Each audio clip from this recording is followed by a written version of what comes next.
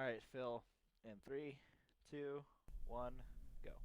Welcome, ladies and gentlemen, back for another Reign after show here on AFTERBUZZ TV. Tonight it's episode 12 of season 3, and Dudley is back in court, only to be sent to France, possibly Scotland. Who knows? But Elizabeth does.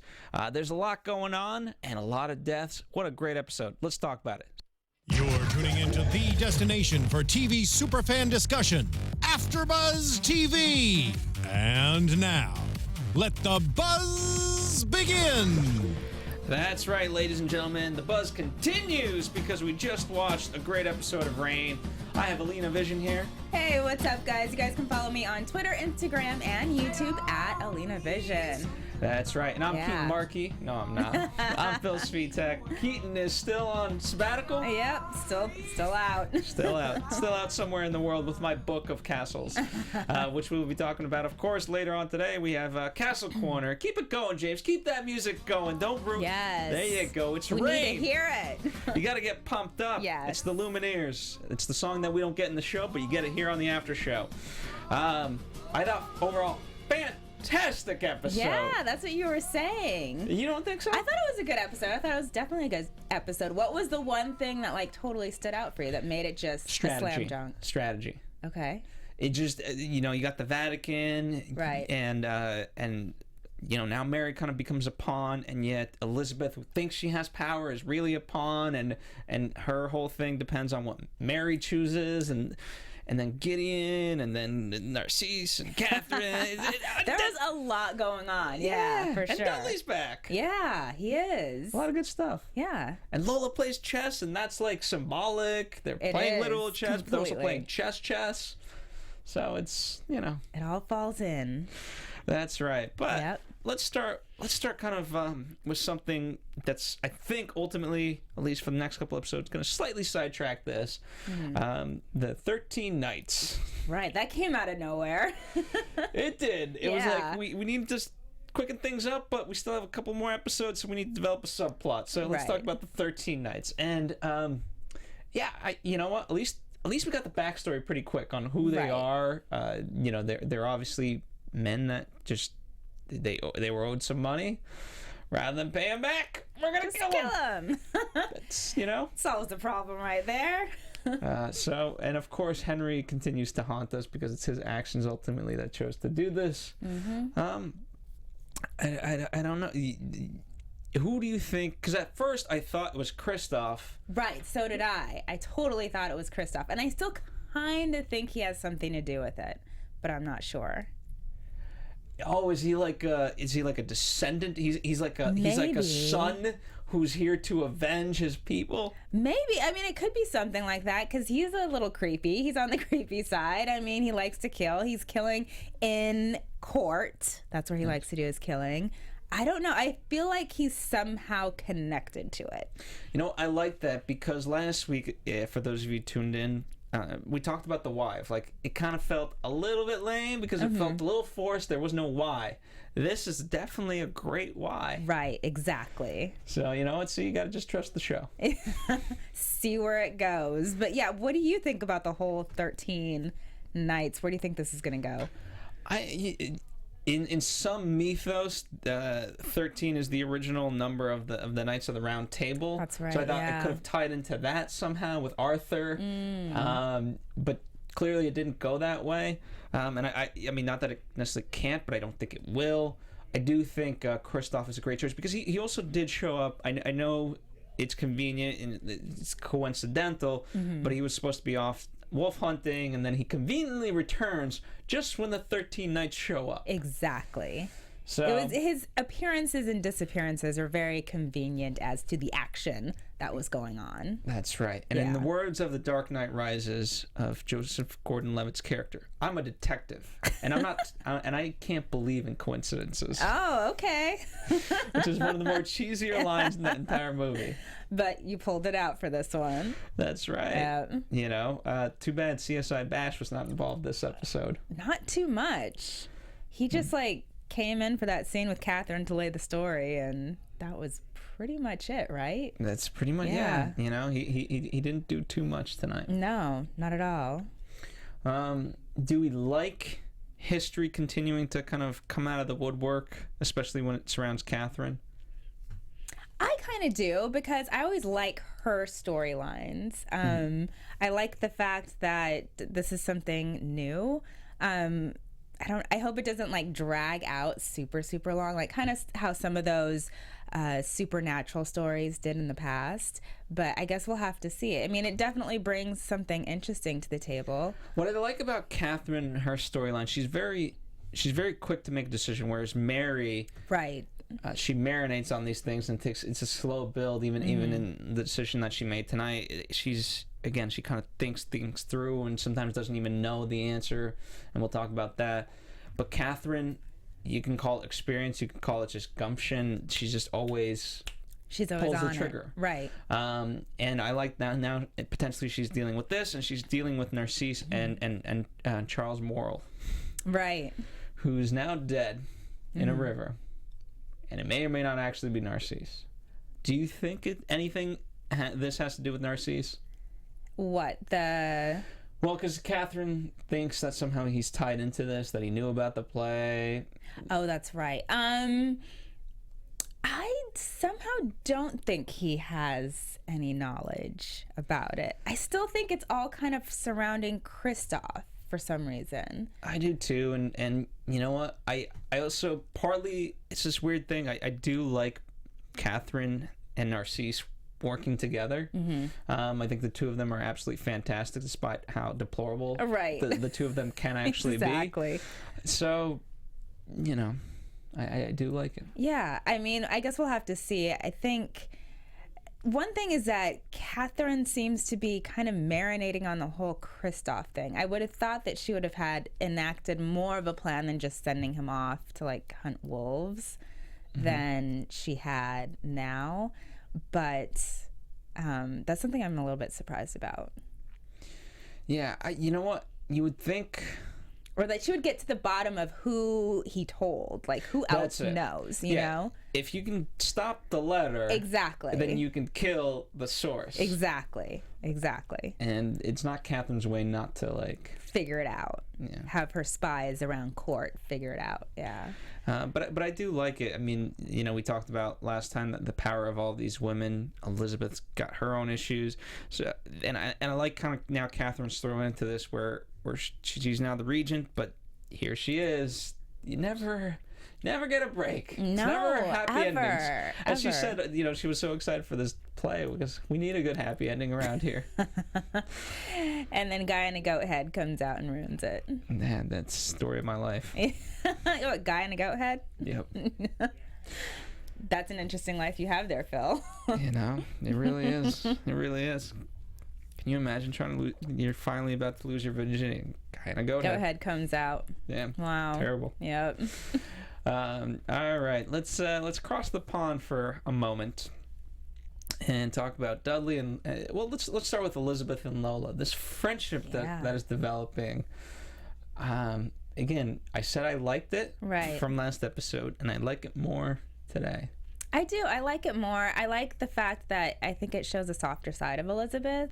And Lola just has that effect on everyone, it seems like. She's so easy to trust. She's so friendly.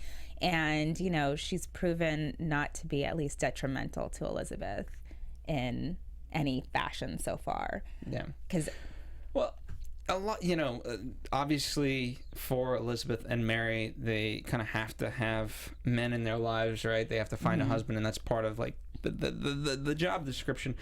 But many times also just kind of taking it outside even that time period. Everyone thinks they need a man in their life or a significant other. You know what? They're proving. I think that this is the start of a beautiful friendship because as she's, you know, they just need somebody to talk to and trust. And yes, there's always going to be that element that I don't think they're necessarily going to, at least for the time being, cross that line with each other of telling them too much. Right. But at least emotion-wise, they can be honest with each other. And that's something that Elizabeth has never had.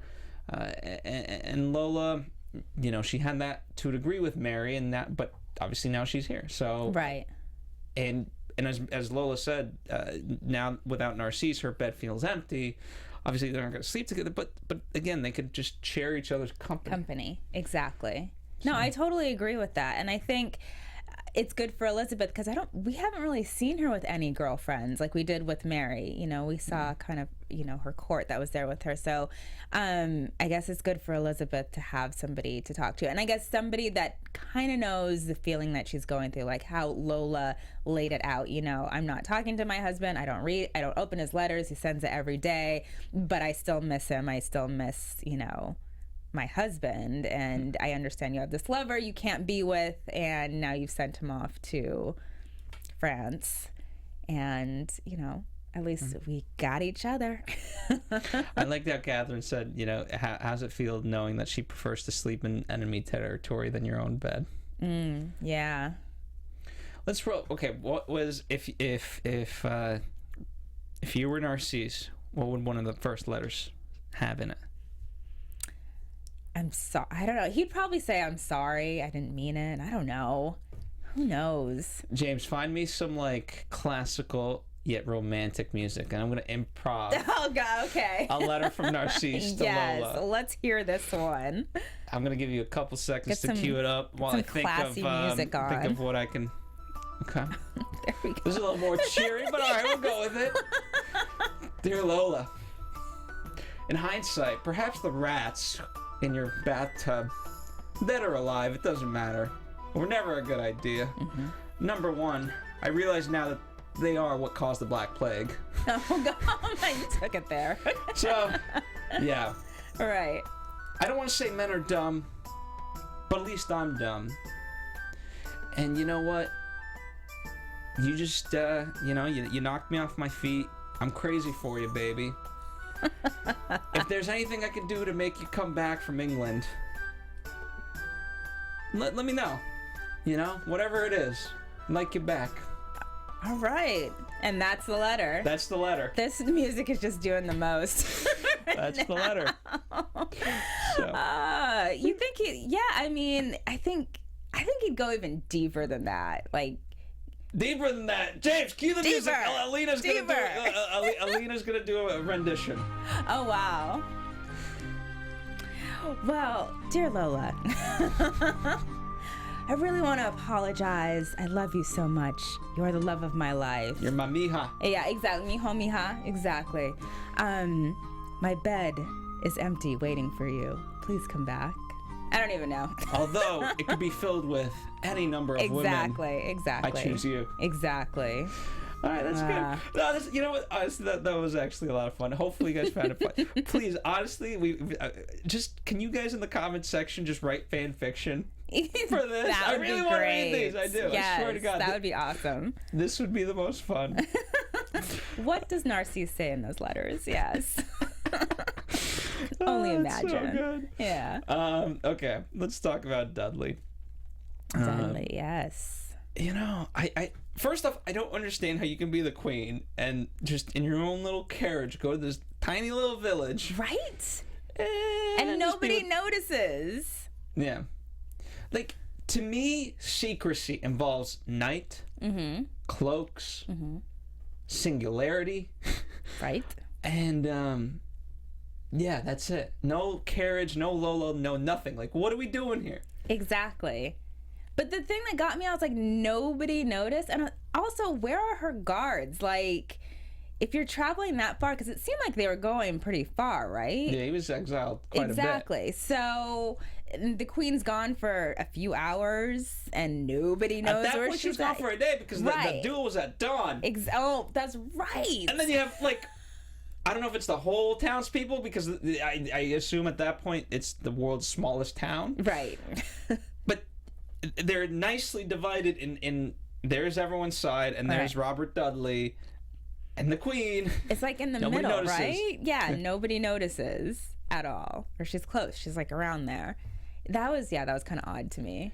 Word of advice, people, just in general, the best secrets are the ones only you know. As soon as you let any other person know, it's out there. Mm-hmm. Whether the collective unconscious or otherwise. It's just out there. Very true. I mean, at the very least, this the horse man, whatever you call him, right? The carriage driver. I don't know. I can't think. He of the knows. word. Yeah, he knows where you're going. So Kind of like a doorman. Like they know what's up. Yeah. They see you coming in and out. Yeah. And they be signing your guests in. Exactly. Ah, man. But Dudley's heroics, or, I mean, what did you think of that whole thing? Him wanting to kind of face and just be part of, be a statesman. You mean come back to court? Yeah. I mean, it seems like that's kind of all he knows. That's what he wants to do. He feels kind of useless without having that position. Because he said, what am I going to do? I'm going to go up to Lancaster and just wander around and have, aimlessly, have no purpose. And I knew eventually she would probably let him come back. I was thrown off by her sending him to marry Mary. I kind of figured right away because it's then at least kind of Mary's ultimately put in check. Mm-hmm. And if you look at it from that perspective, right, who could be more lowly for Mary to wed than him? Than your cousin's lover who did right. But also from the perspective of England, this guy's absolutely atrocious. Exactly. And we're going to throw him over there. Yeah. But again, that's it's just sick and twisted in its own way because, again, at the end of the day, here's your successor. And everyone, right, it's a power play because, as Elizabeth said, then Mary's admitting that Elizabeth is the rightful queen and Mary is not. But now you're putting in your position, we'll talk about the Vatican, but again, you're setting yourself up as a target. Exactly. Exactly. You're setting yourself up to get assassinated, pretty much. You've basically just been hey, you know what? That sword in your hand is not good enough. Why don't we give you a shotgun? Right. Yeah. And the fact that she didn't figure that out or didn't think that whole thing through, I don't know. It kind of makes me think has some blind spots. Yeah. Yeah. It's just one of the, and also, again, I think in the short term, you win. Right. But in the long term, you piss off a lot of people, and this is what is causing all these wars. Right? Mm-hmm. So, going back to the how we started the episode, if they just paid some money back, we wouldn't have the 13 nights, would we? Exactly. So, for every action, there's an equal and opposite reaction. In this world, there's a much greater reaction. Exactly. It comes back to roost in a big way. So it'll be interesting, and it's interesting, especially now that, Dudley obviously doesn't want to do this, but we'll talk about Gideon, but he's now going to kind of enter this world of Gideon and Mary, which he doesn't even want to, but then obviously Gideon's not going to be happy about that either. No, Gideon's not going to be happy at all. What do you think about the whole Gideon-Mary situation? Are we on that yet? Sure. We can talk about that. I mean, when Mary says at the end, I don't know why I did it, mm-hmm. I was like, oh. Because, as I was watching, I thought she was taking the advice of Catherine, let him be your lover, but don't trust him. Right. And I thought she laid out the information for him as a means to pull him in and have him as a tool. So you didn't think that she had feelings for him? It was more just kind of strategic? Initially. Okay. It's too soon. Francis, R.I.P. Francis. I know, yeah, exactly. At least in our world, it's a little too soon. I don't know, I had this feeling she had feelings for him. I think she does, but I think she's so confused because there's so much going on. There's, her trying to figure out her whole situation. Well, listen, see, it goes back to the whole thing, right? Mm-hmm. So, if Greer was there for Mary, she wouldn't need a man, something in her to feel good. Okay, no, right? She was looking for she was looking for condolences and companionship from Greer. Okay. And Greer wasn't picking up what she was putting down. Greer was in her own selfish world, pregnant as could be. Yeah, without anyone noticing. Which is so bizarre to me. I'm like, how can you not notice? That was the most awkward. Greer was just so awkwardly selfish of can we do it in the summer? Yeah. How did Mary not pick up on that. Like, you haven't seen her in forever. She's hiding behind something every time you do see her. Her clothes are getting a little bit bigger, and now she's asking if she can boobs go. must be getting fatter. Exactly. I mean, there's just certain, oh my goodness, there's like a thing flying around. There's just certain things, like, you know, that always happen when you get pregnant, and Mary's completely oblivious to it, which is kind of funny to me. Yeah. You know, just how about this? Like, general rule. Just always ask at the end, hey, let's just hug. Had they hugged, Mary would have found out. Yeah. She would have been like, whoa. That's some advice you should take yourself there, Phil. Oh. Who's that? It's James. You never like to give me hugs. Who that? Oh. James from the booth. Welcome, James. Hello, James. James, we're not talking about our relationship on air. But I mean, I don't know. Come on, Mary. Everyone. When do you think Greer is finally? Do you think she'll ever tell Mary? I don't know. Hopefully, like, why isn't she telling Mary? Exactly. I don't understand. Like, what have you got to gain? Because Mary knew about the pirate, right? Steve the pirate. Steve the pirate. Yeah. No, it wasn't Steve the pirate. I don't know. It was the pirate. The pirate. Yeah. So it's not like it would be something out of the blue. Yeah. And I mean, you're running a brothel, so. And it's one of the. Here's the thing. Like, Mary helped Lola. Exactly. Who had the child of her husband. Yeah. So you don't think she's gonna be willing to help you? Exactly. Come on, think about it. Yeah. Greer. But all that to say that if Mary had a little support from her friends, she wouldn't need Gideon as much as she would have thought. But it felt good, didn't it? Yeah, you know. Girl's got to get it in. I don't know. You know, one thing for me that's certain, Gideon has feelings for her. Mary, I think she's getting there.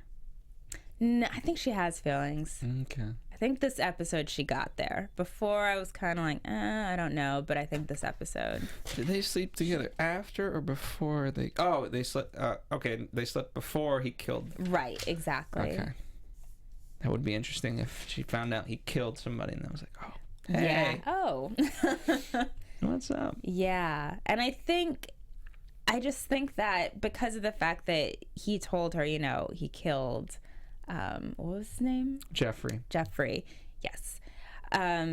She didn't react like, oh my goodness, how could you do that? Da, da, da, da. She was just kind of like, oh, he did this for me. And yeah, her reaction kind of told me she's got some feelings. Yeah, she's got some feelings. Well, Catherine's not happy about this. No. Not one bit. You know, but Catherine at the end of the day never gave her a solid answer to her question of basically being a pawn. Right. Because the Vatican is backing her this entire way, and they, you know, they're going to assassinate Elizabeth. But right. But then they'd want a male to be king, so they'd assassinate Mary. That's what they were saying. Mm-hmm. So then who would they want to be king? Francis? Or Charles? Yeah, because he would be the next Catholic king, I would assume. Yeah, I mean, France right now, I mean, right. It's tough to fit, you know, like, we need some, like, who's doing the best right now in the world. We need some sort of quick map overview.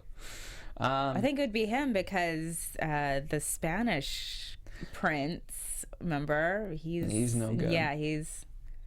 The interesting part of all, like, this isn't a perfect world, right? Mm-hmm. So everyone always makes these plans of in a perfect world.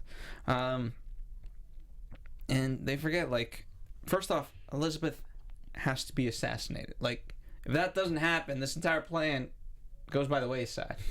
Right. So, okay, that's step number one. And then eventually, I think there's ways, once Mary gets there, that there are ways to prevent this from happening. Especially, right. I mean, Charles has an affinity towards her. Mm-hmm. Again, I'm assuming that it would be Charles. Right. But who knows? Yeah. So I think sometimes you just gotta kind of get to that point and almost be like, okay, now let's deal with this. Now what? Do you think her getting married to someone who's also powerful, like another prince? Who is it gonna be? I know, exactly. The problem is I need a menu. I need to know who's available and who's not. This is true. This is very true. Because the list of eligible bachelors seemingly in this world is very tiny. Yeah. It is teeny tiny. So, I just, and then they're going around and, it's less than the 13 nights. Yes. I think we can safely say. Absolutely. Unless you want to marry like the king of some unknown country. I was trying to figure out one without being insulting, but I didn't want to throw any country under the bus. There you go. For being shitty. Keep it PC. Yeah. But Rodolphe, he obviously puts pressure on Mary to make sure this happens and to go with it. Yeah, but ultimately that's always the interesting part. Like, who's ultimately in control? Right. There's a great movie called The Master, and in it, the late Philip Seymour Hoffman says, "Show me a world where there is no master," and then I forget the rest of the quote. But basically, it's a way of saying there is no world. So whether you're the king, the queen, you're answering to the people, you're answering to the Vatican. Okay, if you're the Vatican, you're always answering to somebody. Somebody, right? Yeah, everyone has a master. So very true. And you know what? Sometimes being higher power means just bigger master. More problems. And that was kind of interesting. I thought, when Gideon was telling her, like, there's always another option. Don't do this, she'll own you. It's like, okay, well, you can be owned by Elizabeth or somebody else ultimately. Yeah, exactly. And you know what? At the end of the day, I like Mary's thoughts on the whole. Like, at the end of the day, like, she's my cousin. Yeah. We're talking about my cousin. Right. We're talking about family. All of a sudden, they're fam. They've always been. Well, I know. It's just interesting. Exactly. Just the change, and she's like, I can't do this. Like, that's my cousin. That's family. But she did have a point, because if that were to happen, everyone would blame her for it and come after her. Yeah. For sure. Oh, absolutely. But, yeah. So. Yeah. Anything else to add about this episode? No, I don't think so. It was a good one. It was indeed. A very, very good one. I'm very excited to see what happens between Gideon and Mary. A lot. Yeah. Well, we'll talk about that in predictions. But before we get into predictions, let's talk about Castle Corner. And we're going all the way to Sweden. But before we even get there, I'm going to give you guys, you know what? One of the things, I think a lot of these people in this show, they just need a good night's rest sometimes. Absolutely. They need a Casper mattress, ladies and gentlemen. You know what? Thank God for Casper mattresses. It takes latex and foam. It's and kind of combines the two into this great technology where you just get a good night's rest. I've tried a Casper mattress. So much so that one of my roommates stole my Casper mattress. No way. True story. That's how great it is. So I'm getting my own Casper mattress. Now I want one.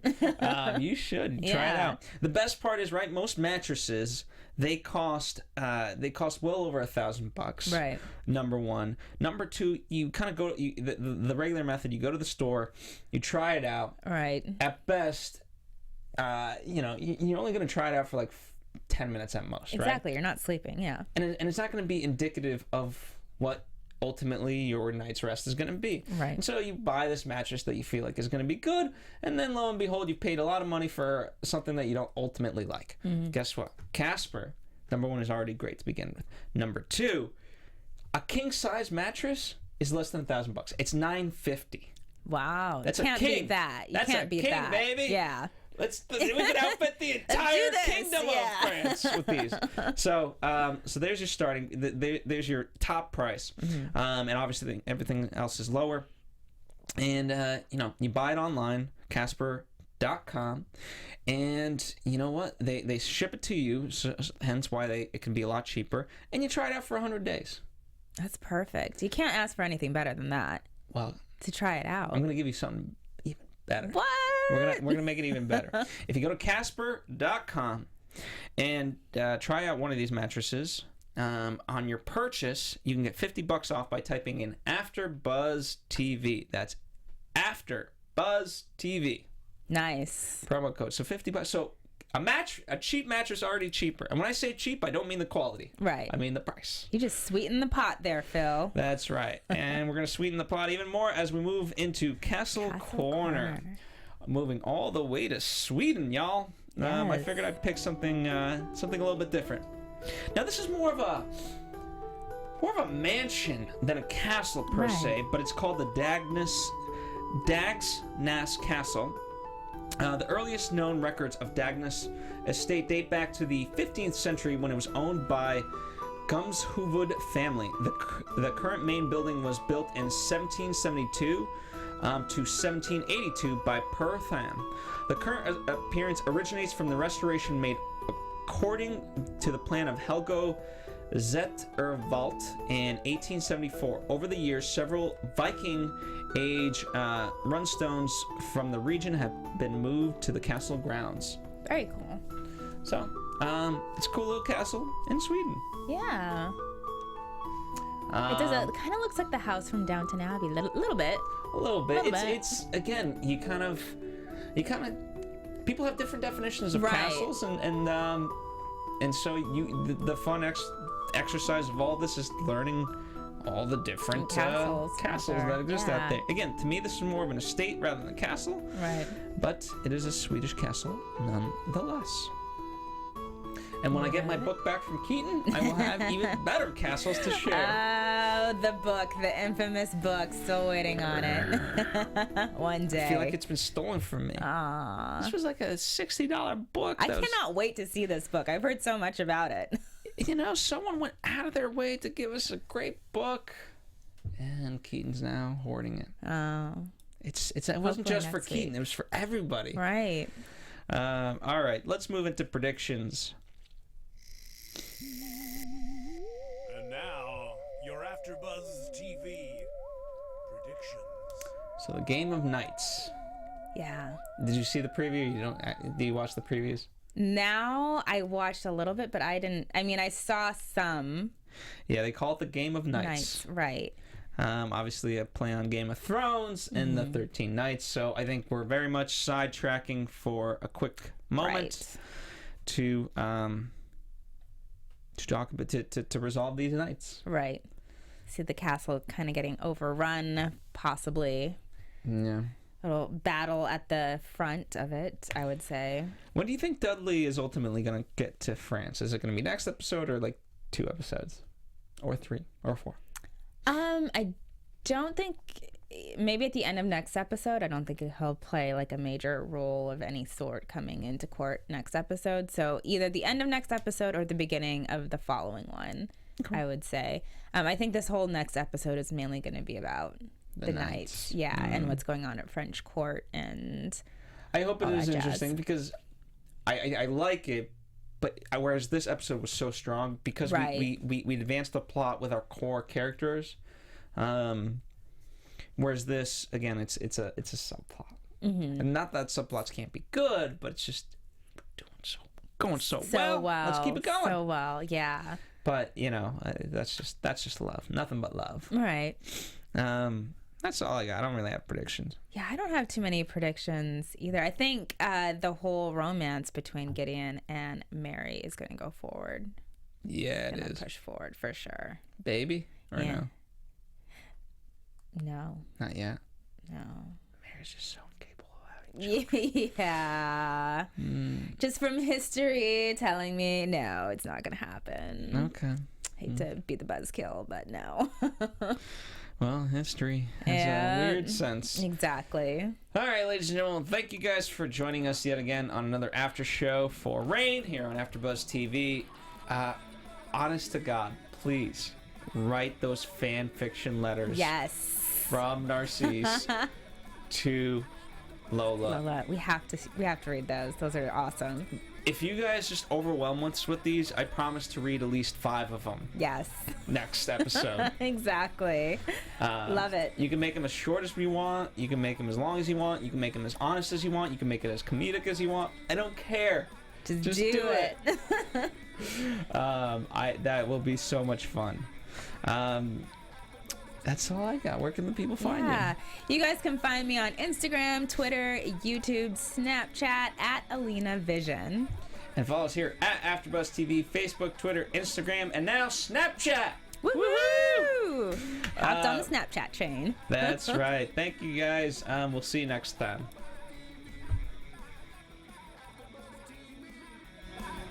From executive producers Maria Menounos, Kevin Undergaro, Phil Svitek, and the entire AfterBuzz TV staff, we would like to thank you for listening to the AfterBuzz TV network.